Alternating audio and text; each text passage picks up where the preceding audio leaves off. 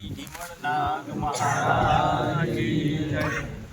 હર હર ઉમાપતિ મહાદેવ. આમ તો જો કે પાટલી ગામની અંદર દાદાએ વર્ષો પહેલી કથાનું જ્યારે આયોજન કરવામાં આવ્યું, હું પાટલી ગામથી છું.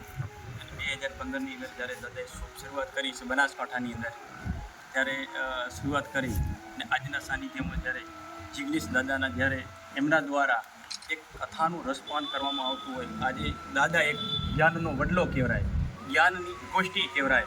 જેમ અવિરત પ્રમાણે ગંગાનું નીર વહ્યા કરે, એમ દાદાની જે કથાનું માધ્યમ છે એ હંમેશના માટે એમનું અવિરત પ્રમાણે કથાનું શ્રીમદ ભાગવતનું રસપાન થયા કરે એવો મારો ભાવાર્થી છે કે મારે શિવ તાંડવની સ્તુતિનું ગાન કરવું છે. એના માટે કરવું છે કે હું દાદાને આમ તો ગુરુ માનું છું.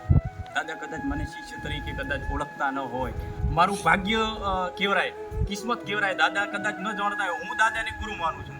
પણ શિવતાંડવની એવી સ્તુતિ કરવી છે કે દાદાનું સ્વાસ્થ્ય સારા માટે રહે, એમનું જીવન અવિરત પ્રમાણે આ કથાની અંદર રસપાન કરાયા રહે, અને આ જે વડીલો છે, યુવાનો છે, દરેકની અંદર જીવનની અંદર સતત ત્યાગ કરે, અને એ કથાના માધ્યમથી આજના જે જનરેશન યુવાન પેઢી છે એમના માટે એક સારામાં સારું માધ્યમ એટલે શ્રીમદ ભગવદ્ ગીતા જિગ્નેશ દાદાના જેથી જ્યારે આપણે સાંભળતા હોઈએ અને એમનું જીવન સ્વાસ્થ્ય રહે, એના માટે મારે શિવતાંડવની સ્તુતિનું ગાન કરવું છે.